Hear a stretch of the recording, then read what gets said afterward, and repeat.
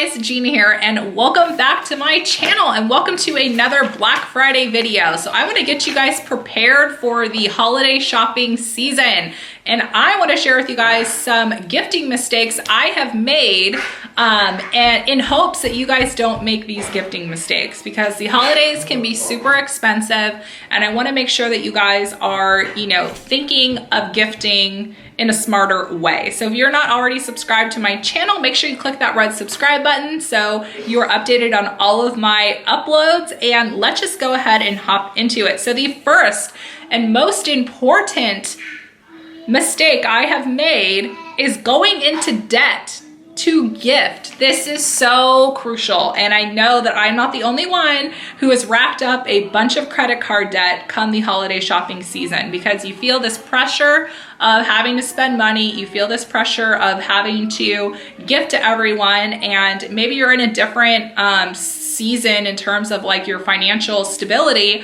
and maybe one year you're just not okay for gifting. Maybe you're not as financially secure to gift. So just be really conscious in terms of gifting. So let me tell you guys something. My cousin Bobby actually had made a request to his friends and family and said, hey, like my kids are really into Legos. Does anyone have any Legos that they want to get rid of?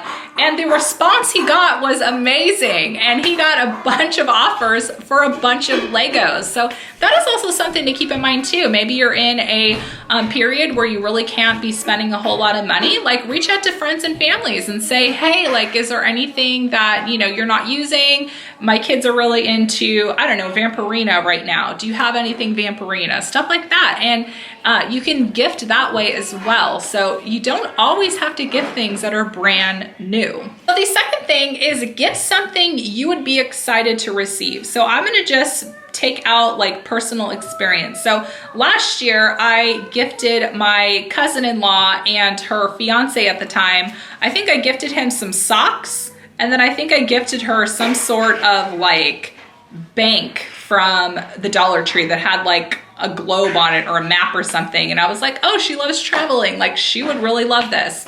And then I started thinking to myself, if I was gifted that, what would I do with it? And honestly, if I received something like that, it probably would go into the rescue mission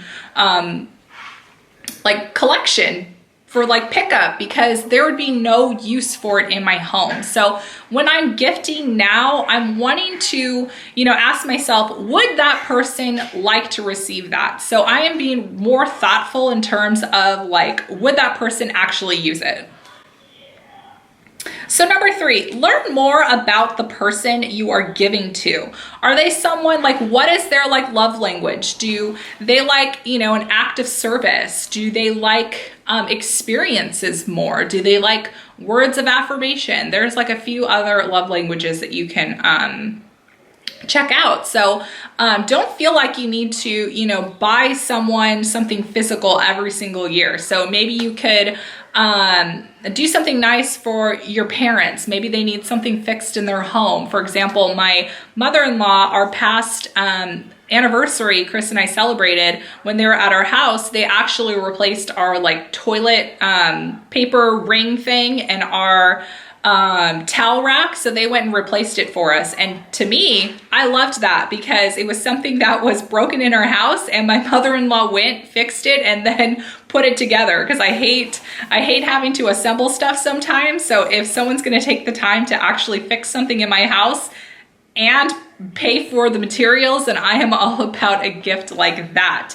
I'll be gifting to someone who is gluten-free this year. So I got a recipe book, and I'm actually going to go to one of my church group members, and she's gluten-free. So I'm going to her house and I'm just going to raid her cookbooks, and then I'll go ahead and just hand write some of the recipes that I find. So the more you know about the person you're gifting to, then the easier ideas are going to come to you. So my husband, he much prefers experiences. So for example, we're going to the Vegas Knights hockey game in January. So that is my gift to him, is some really nice hockey seats. And I'll probably get him like a sweatshirt, like a Vegas Knights sweatshirt.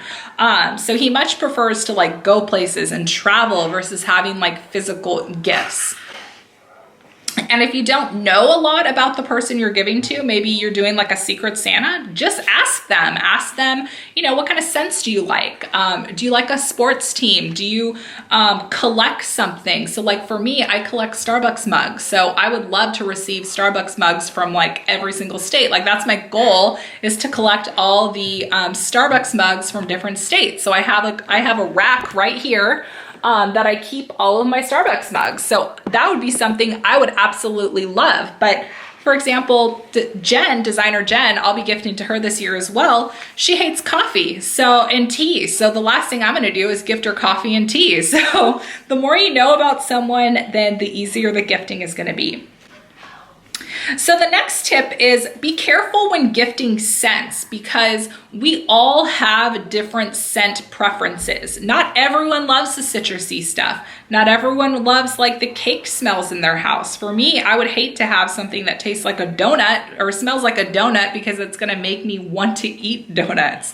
Some people don't like scents at all. Some people have very sensitive like sinus issues and asthma and stuff like that. And not everyone burns candles either. So just be really careful when it comes to gifting scented stuff. So if you're wanting to give like a bath product, it's always safe to go unscented. So if you're gonna give like body wash, do like unscented Dove body wash or something like that. So if you don't know what scent they like for example, teachers, I know it's really easy just to gift the teacher a candle, but how do you know if the teacher likes candles? How do you know if the teacher even likes a specific scent? So if you're wanting to gift like a scent to someone, ask them what scents they like. Okay, so my next tip is to be mindful of dietary restrictions. So if you know someone who is maybe diabetic, obviously you're not going to gift them a box of See's candy.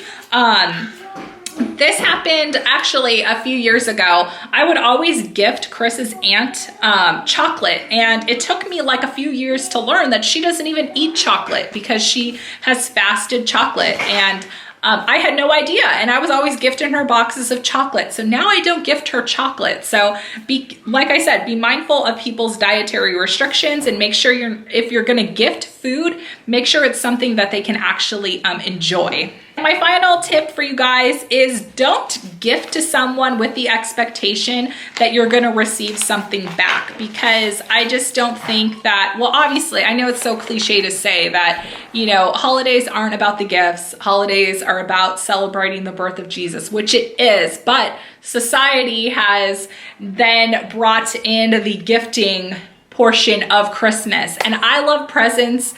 Also, I'm a big Christmas person. I love presents. That's one of my love languages, is presents. But as I've gotten older, there's no longer like the expectation of, oh, I'm buying for so-and-so, so they better gift me something back. Like, that's not what it's about. As I've gotten older, it's more about, you know, honestly, spending time with family, connecting with people, because when it comes to like friends and families, like especially when you have kids and you're married, like you're just busy all the time, and it's just nice to be able just to sit down and honestly just visit with everyone. Like, that's honestly like a gift in itself for me, is just sitting and just being able to connect with friends and family during the holiday season, because at that time we kind of have a little bit more of looser schedules with, you know, work hours being shorter, and vacation time coming up and stuff like that. So I hope you guys enjoyed today's video. If you have any mistakes that you have made when it comes to gifting, drop them down below so that we can maybe learn from some other mistakes you guys have made. So I hope you guys have a fantastic day with whatever you are doing, and I will talk to you guys all later. Bye, guys.